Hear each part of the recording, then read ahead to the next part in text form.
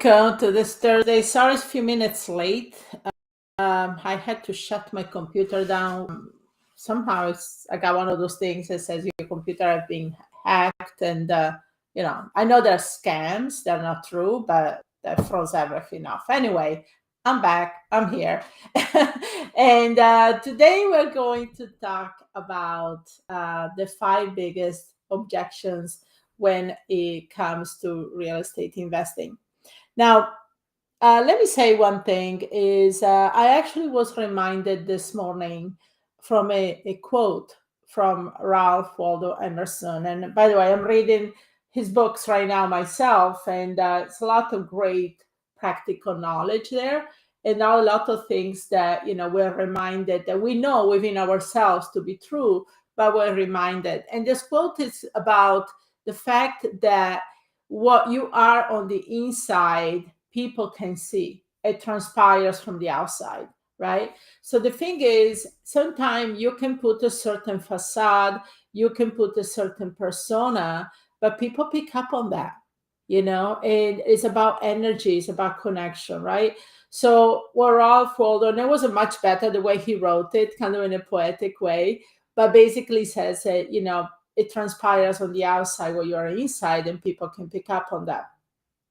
So with that said, I have never been a big fan of scripts. Okay. The reason is that I've not been a fan of scripts is because, again, they go based on things that are not really personal to you. They might not feel personal to you in the sense that that's not who you really are. And it's more about connections. It's more about understanding what is particular sellers are trying to do. And yeah, I mean, there's some pointers I'm going to share with you today, right now, that you need to remember within your conversations. But the biggest thing I say that when you approach anything, in life, and we're talking about objections in real estate today, is that you on the inside, you know how you should handle the situation, what you should be like, if you are not under the pressure of a sale or something like that, you probably would say something differently. The other night I was sitting in a parking lot, and we were doing a webinar on private money, and I was in a parking lot with my phone because I was out actually with my husband. We like to travel with RV, and my campground didn't have any internet. And so I went on the parking lot, I put up my phone and started talking. And my daughters, Liz and Alex, said that sounded like I was talking to a friend. It sounded like I was talking to somebody about private money.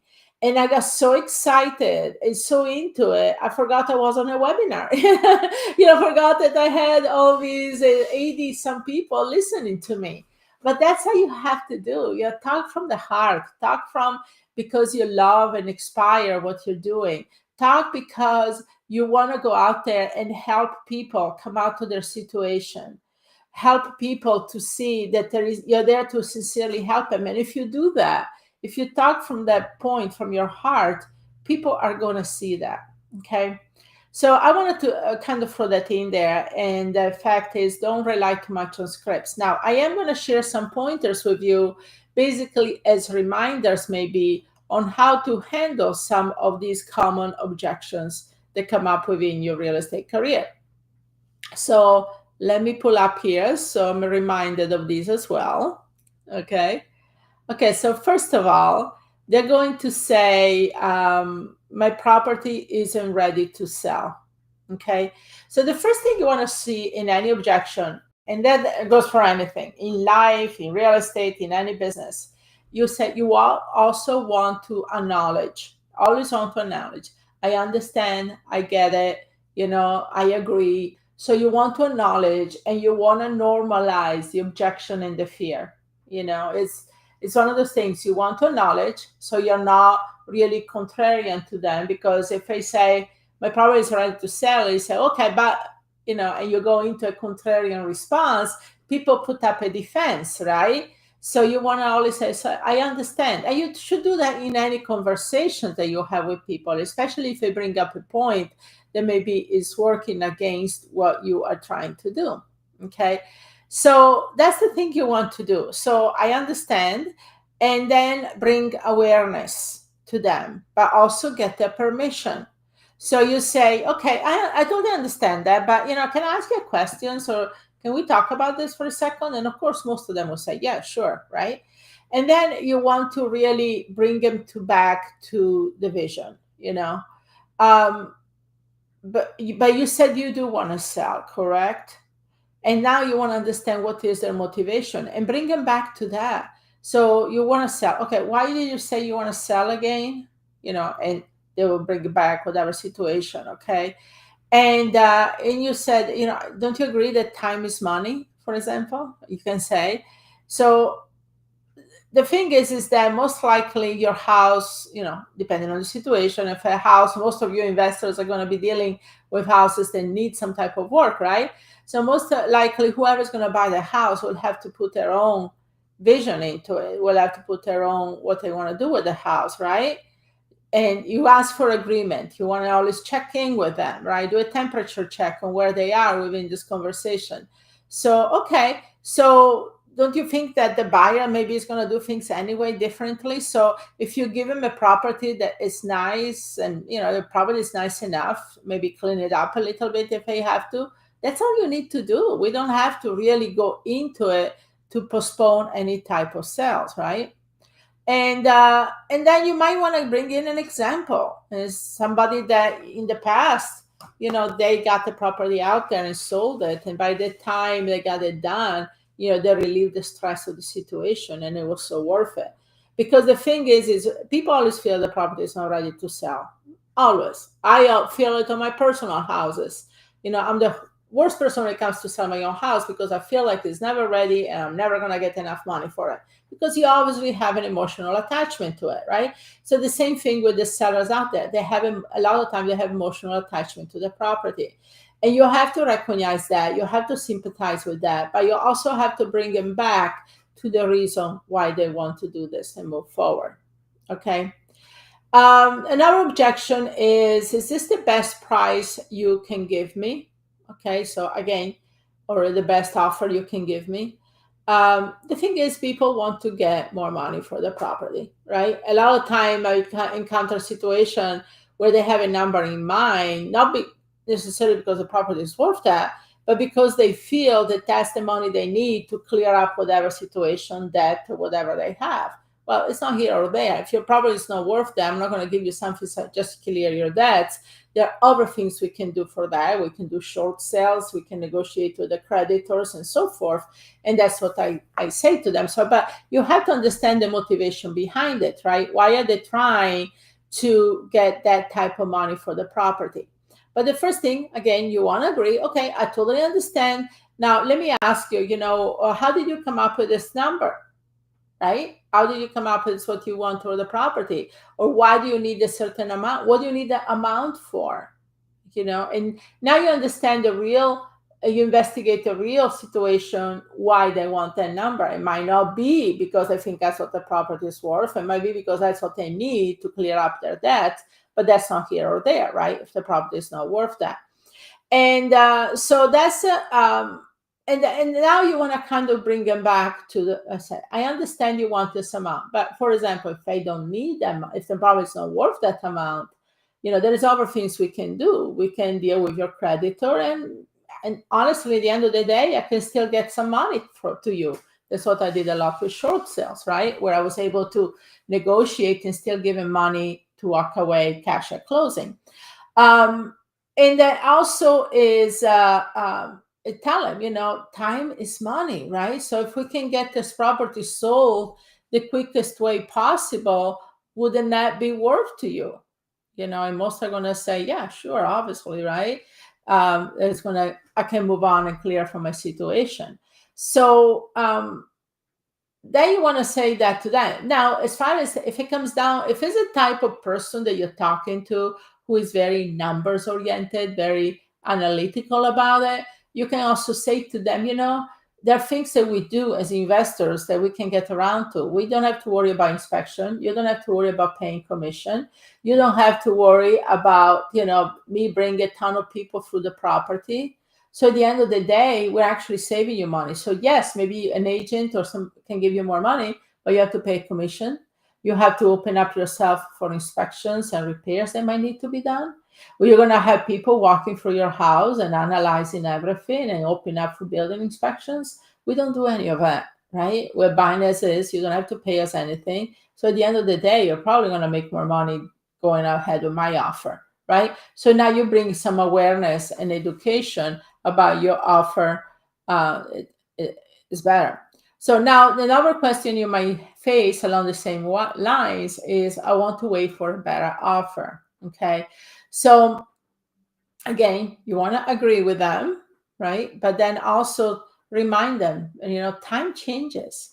This is what we can offer today. This is what we can get, but I don't know what's going to be 3-6 months from now. And especially, I like to deal with sellers anyway that had the property for a while in the market, right? If you had it for sale by owner, or if you had an MLS property that's been on the market 3 to 6 months, obviously they've seen kind of the proof that they're not getting what they thought on the property, and they're getting a little bit anxious about getting the property. Now, if you're dealing with somebody that you randomly found either driving for dollars or from a public database, again, why would they even consider selling, right? So you have to understand the motivation. This question, I want to wait a better offer, shouldn't even come up in the conversation until you start talking about numbers. So by then, you would have understood the motivation. You would understand the reason behind it. You wouldn't understand a lot about what is going on in the person's life. So when they come to this, if I pose this question, I want to wait for a better offer, bring them back. Bring them back to what is going on in their life that they just need to move away from this property or move on, right? And if that is not really working because some people are stuck, in their mindset, then I propose my first right to refusal clause, which we talked in some of the training. So basically, this is my silver bullet, as I call it. Use it only if you have to. But basically, this says, okay, I tell you what, I understand. So why don't you put the property, keep the property on the market, try to get another offer for it, but give me, accept my contract, okay, today. And if you get a better offer, give me 72 hours to either, remove my contingencies and proceed to closings, or you can take the other offer instead. So this is called first right to refusal, which is very powerful in situations like this. In a situation when they say, I want to wait for another offer, I don't want to take it off the market because you're putting only $10 down earnest the money deposit, I want to see what is going on, things like that, where they're trying not to really lock in the deal, and you are. So tell them, let's lock it in.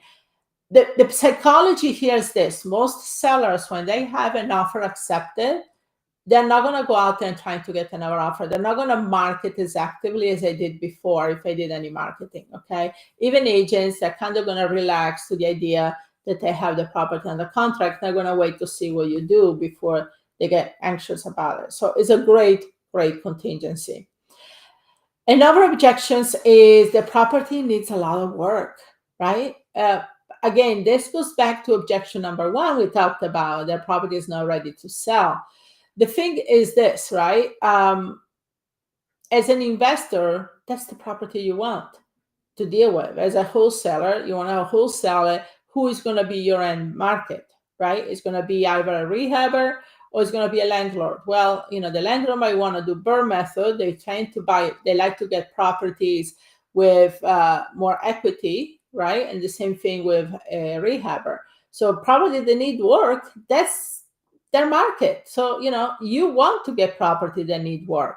And again, bringing back to what we talked in objection one, right? They don't have to worry about inspection. They don't have to worry about commissions.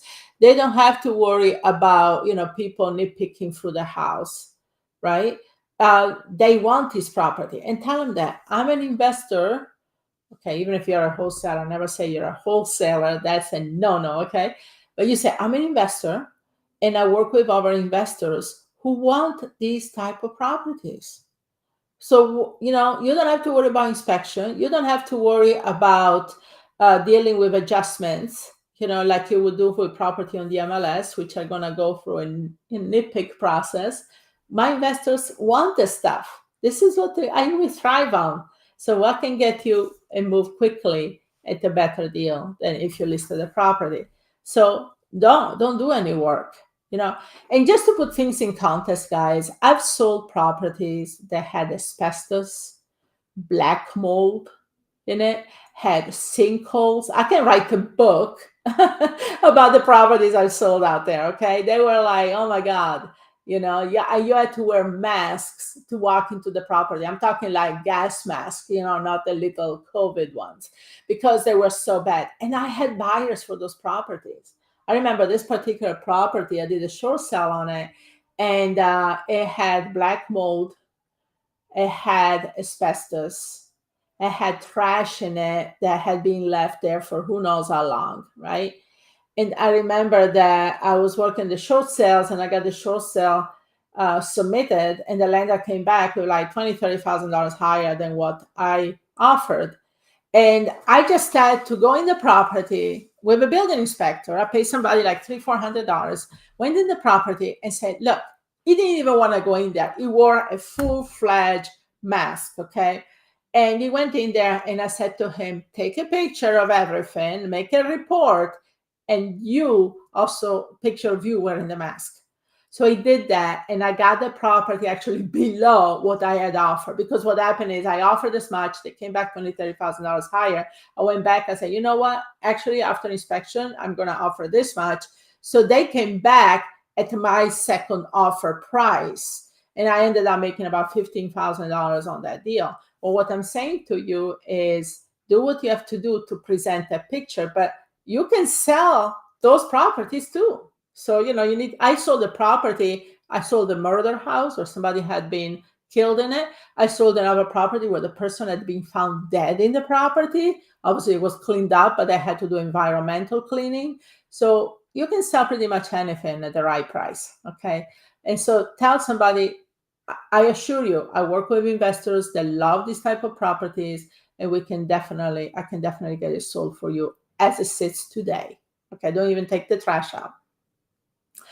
Number 5, I don't want to sell below market market value.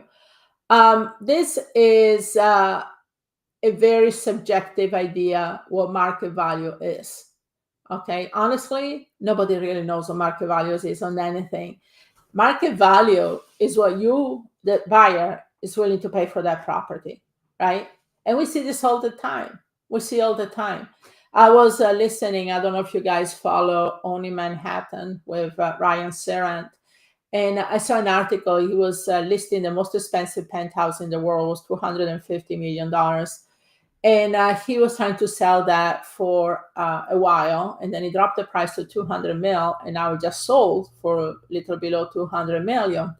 Was a property worth 200? Was it worth 250? Was it worth 150? Right?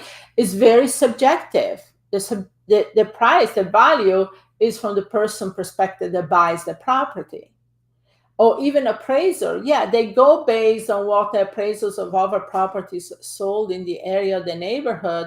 But at the end of the day, it's a shot in the dark. If you take 2 or 3 appraisers out there, they're all going to come in with different value.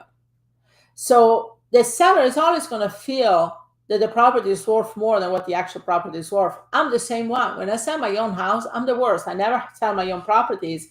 I always hire somebody else, because the perceived value that you have is also tied to emotional and other things that you have attached to the property, right? So the market value is really, yes, you can look at the numbers, you can run comps, and you can present it. And that's why I say a lot of time when you talk with a seller, especially if a seller has a higher perceived value, is don't just give them an offer, a sale contract or a purchase agreement. Give them a cover letter with a purchase agreement saying, hey, I got to this value based on this. These are the comps. This is what the neighborhood is. This is what your property needs. This is the most investor will pay for it. Okay, spell it out. And because sometimes you say things, but people, yeah, 1 year out the other, especially if it's stuck in their mind that the property is worth X amount. But if you put in writing with the proof, with pictures, with a CMA, comparative market analysis, you know, it's hard to say no to evidence, right? So that's the thing you want to do. So the market value is subjective, number one. Number two, justify with the best possible way how you come up with your number, and put it in writing as a cover letter to include with the purchase agreement. I actually started doing this strategy of a cover letter when I was working a lot with banks doing short sales, right? Like the situation explained to you earlier with asbestos and the black mold. When I did cover letter explaining my offer, but then I went back and said, by the way, I'm going to even offer you lower after the inspection. I put it in writing. I included picture. I included the building inspection report. I had another property. The bank wanted 185,000 for it. 185. And I offered 50,000 originally. They said absolutely not, right? So I went back and actually offered 35. And within the 35,000, I also included things. This is what happened with that property. Like I said, I could write a book about this. I was there. Beautiful property, by the way. Beautiful, being totally rehabbed. The guy that owned it lived in this bad part of town. He was a police officer. Yeah, I think he had to live there for some reason. But it was beautiful property, new kitchens, new everything. And I was there trying to get in the door one day, and there were bullets flying by. I had to duck. There was one of those brick little parapet walls around the entrance. I ducked under one of the walls. So when I went back, I took pictures of the bullets right on the parapet walls coming in, and I sent those pictures to the lender together with the neighborhood. There was a lot of board ups and people hanging around street corners. Trust me, the lender said, we don't want this in our portfolio, right? So they took my $35,000 offer. So market value probably wasn't worth 185. Totally. It was sitting in a double lot. It was beautiful, but not based on some other things going on in the neighborhood, right? So the bottom is, don't argue, agree with them. That's the first thing you always do. Agree with them, educate them. Okay, say, okay, I totally understand, but can we talk about this? Okay, or can I ask you questions? Educate them why you came to that, why it is the situation.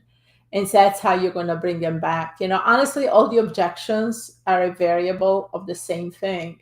It comes down to them about money. It comes down to what is convenient for them at that point in time. So, and if they believe them, you can help them financially, or you can make things, the transitions easier for them, they will work with you. Because also at the end of the day, for a lot of these sellers, unless it's an investors tend to look at more the numbers, right? If they sell a property, but a lot of them, especially when you work on sellers that live in the property, there's an emotional attachment to it. And so you have to understand what it's going to take for them to move on. So this is a very, it seems like a very complex, right, subject as far as real estate. And I know a lot of you are worried and want scripts. But you understand now how it's a different angle that we are approaching this. And so that's what I want you to start thinking about. And so then I would like for you to do a couple of things here. Number one, in the comments, I want you to pick one objection that you struggle with and drop it in the comments. And we can definitely, I would love invite everybody that listen to this call to make their comments or feedbacks on the objection. That's number one. And the other thing, kind of wrap your mind around it, is how would you handle the objections? If you had to give that objection, what would you like to hear as a response, right? And that's what I would like you to post in the comments. So post about objections that you have probably heard of, or you would like to know how anybody else answer. And I will have everybody contribution, including me and the coaches. And second of all is how would you like to be approached if it was your situation, if you are on the other side of the coin, right? So this is very important. But at the end of the day, like I said, keep in mind what Ralph Waldo Emerson said, right? Where you are on the inside, people pick up on, and it transmits on the outside. And I'm very much true about that. Now, with that said, we do have mindset calls. The thing about real estate, I was actually talking to this morning about somebody, right? It's like we can give you all the skills, all the knowledge, all the practical stuff, but there is a lot of other things. There is mindset, psychology. There are other things to go on behind it. So one of the things I always say is that in real estate, you need a psychology degree more than a real estate license, right? Because that's the thing. And there is actually a book out there that is something I would like to, you guys pick up. I read it from time to time. It's called Influence, the Psychology of Persuasion. And what I like about it's by Baldini, is the writer, Influence, the Psychology of Persuasion. And what I like about this book, it talks about human nature. It talks about why people respond to certain things the way they do. Okay. And you understand by reading this book that a lot of the stuff that people do, it's not, people are inherently not bad people. It's just that they respond. It's kind of something that goes on in your brain to safeguard you, to say, I'm going to protect myself. I'm going to protect from people who are going to try to take advantage of me, the situation that I'm in, or financially, or so forth. But the thing is, once they understand and once they feel that you're really trying to help them and you're not there taking advantage of their situation, but you're actually there, yeah, of course, you need to make some money, but you want them to be also in a good place, then they will work with you. And that's the beauty about it. So pick up the book, Influence by the Psychology of Persuasion, but also we have a mindset call that goes on every week. So my team is going to post a link here. So please attend the call. It's on Tuesday and is going to be very good for you guys to attend and learn more about it. Now, we have a great raffle today. And so I have it here. I'm going to share my screen. And team, if you can post the name of whoever is won the raffle. There is a book. This is something that Liz put together, and I was told I really need to read this book. It's called Worthy. This is how to believe you from your life. This is very, very important, actually. I was listening to somebody talking about being enough, right? Being enough. And the thing is, a lot of us, including myself, we struggle with that. We struggle with being worthy and being enough, And also, at some point in your life, when do you feel you have enough? You're going to get to a point where going beyond that feels such a struggle. It's not necessarily making you happier. It's bringing more stress and more pressure than when you have enough. Even in real estate, I've been in it for almost 4 decades. I've done a lot of things. I made a lot of money. I have a very comfortable life. And you get to a point in your life that making more money or more stuff is not necessarily what I'm looking for. I'm looking for the quality of life. I'm looking for things that are more in alignment with what I'm doing and how I live my life right now. So the concept of it being enough and worthiness to me right now is a different concept than it was 10, 20 years ago, right? So it's a really good book. I heard a lot of good things about it. There is also affirmation cards. Okay, so this one is really great to have that too, because I have affirmation cards everywhere. I have them in the desk here. I have them, this big thing back here has a lot of my journals and affirmations. I have so many journals. I was thinking this weekend I need to organize. I actually bought a new journal. This one, isn't it cool? Right here. It's all embroidered. I bought it this weekend. Anyway, and I have a journal here, and I was like, I need to find a use for it.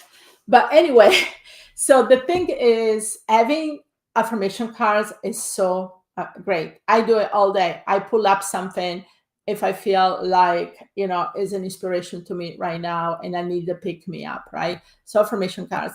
The other thing is habit tracker. This is huge too, because you want to keep your habits. It takes about 21 to 30 days to change a habit, right? And you have to be very aware in the present on doing that, because a lot of us have patterns that we have had for years. So to change into a new habit takes a little bit of time. And then there's a custom name floral notebook. So, like I said, I'm always up about notebooks. I have bought this one myself over the weekend. I'm going for this pink, as you see my wall, and very Palm Beach design. So that's why I got this one. But anyway, we are giving you another amazing notebook. It's probably something I will have to be picked up, and it's customized with your name.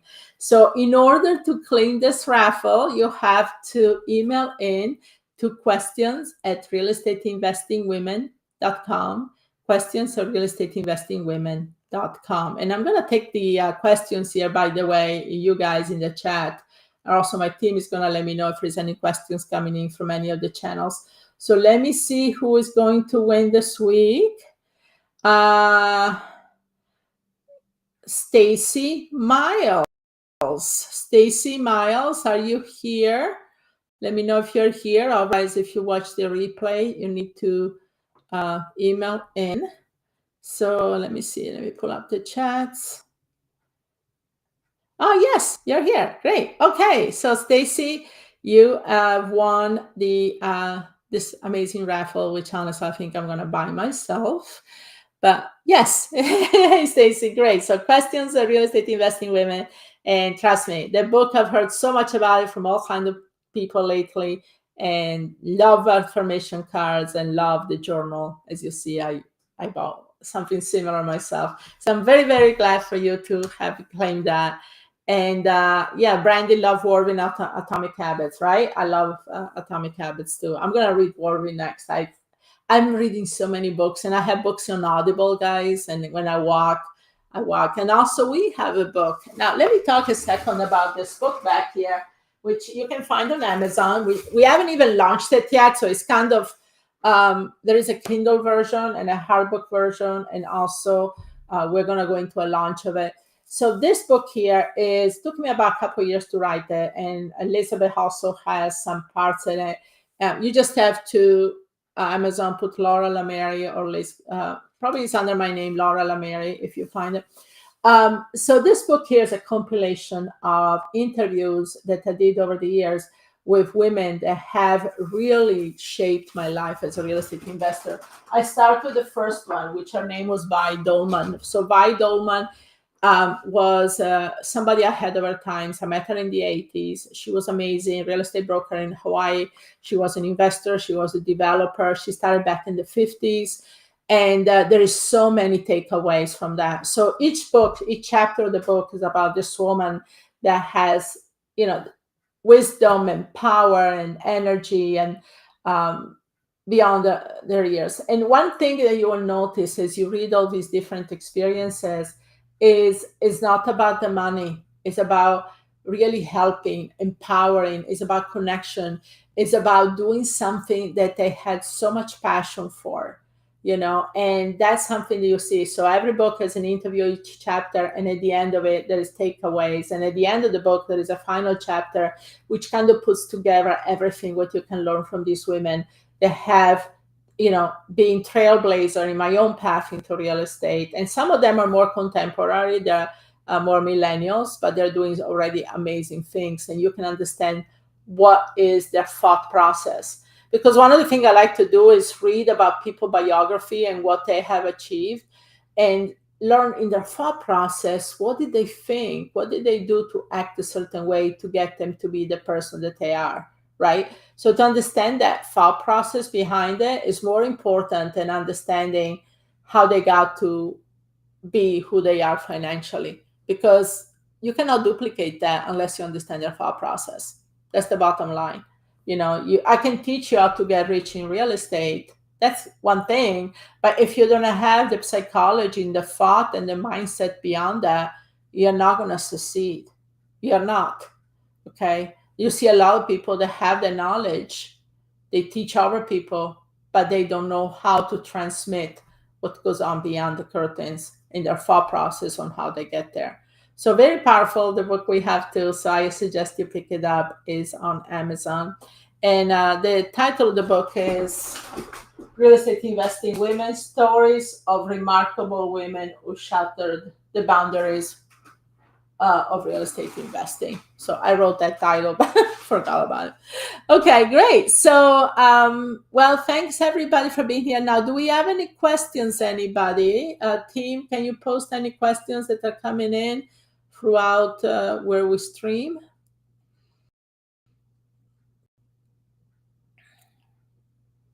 Any questions here? I'd like to read this one by Tara while I wait. It says, I'm just worried that the potential seller would know that I'm not confident in what I'm doing. Also worried that I should be able to have the money to purchase on my own. I'm not sure why I think this. I've heard someone say before that if you are trying to get properties to wholesale, you should be able to buy the house yourself if you can't find the buyer. There's so many things here I can say on this. Okay. So first of all, definitely Tara, read Worthy. That book that we just raffled off. Buy it if you have to. But yes, definitely read that book, because a lot here seems to me that you feel like, who are you, right? Imposter syndrome, right? Who are you to go out there and claim that you are a real estate investor? First of all, you had to claim it. It's like people say, Michael Jackson was the king of pop. Who said he was the king of pop? He did. He claimed himself to be the king of pop. So the thing is, you claim you're a real estate investor. Who is a real estate investor? It's somebody that goes out there and puts deals together. Rockefeller said the secret is to own nothing and control everything. So by wholesaling, what do? You control, you make money on a contract, you have rights. And any lawyer can tell you that when you have a contract on real estate, you have equitable rights. You're an owner per contract. That is a legal thing. You're not doing anything illegal. Now, is illegal about misrepresenting that you own the property? You don't own the property, you own the contract on the property. And if you market a contract, there is nothing wrong with that. And that's why wholesale got a lot of bad rap, because people misunderstood what wholesaling is about. So if somebody says, if you're wholesale, you should be able to buy the house yourself if you can't find a buyer, that's bogus. That's not true. You have a control on the contract, and as long as you don't misrepresent that, you're doing nothing wrong, and you don't have to buy the property yourself. And as far as the first part of your comments it's about, having imposter syndrome, right? Who am I? Who am I to go out there and do something when I don't have the money to do this? But you're not. You're an investor. You put A to B together, and you make money doing the process. What's wrong with that? People do that all the time. Stockbrokers do that, right? So that's the thing you need to think about. So read the book Worthy, and you're not doing anything wrong, and you don't have to buy every piece of real estate you come across. So good thing you brought up a lot of things there. So Stacy says, I'm an open-minded person, so I always try to put myself in their shoes and how I handle if the tables were turned. That's right? Treat as you want to be treated. That's, even Jesus said that, right? So treat as you want to be treated. And that's the thing you always have to keep in mind. Let's see. Great. Okay. Let me scroll back at the bottom for any other questions. No, they're not. So there is a mindset call coming up, and Alex posted the link, which, by the way, Alex is also my daughter. Liz is my daughter. Alex is my daughter. So this is a family business. So hopefully we see you there. Like I said, mindset is a work in progress when it comes to the business, real estate, or anything else that you do in life. Okay. So don't feel like it's wasted time. That's time that you need to do, time to take care of yourself and your mind. And the other thing I want to say, safeguard your dreams and your goals, because you can be your best friend or your worst enemy. So you want to sabotage yourself, or are you going to be your best friend? Speak to yourself as you would love to speak to a friend, right? And everything will work out. And like I said, people will pick up the energy. Don't be salesy. Don't be pitchy. Don't worry about the money, because money will come when you have your heart in the right place. So have a great weekend. Thank you for being here today, and I hope to see you soon online. Take care.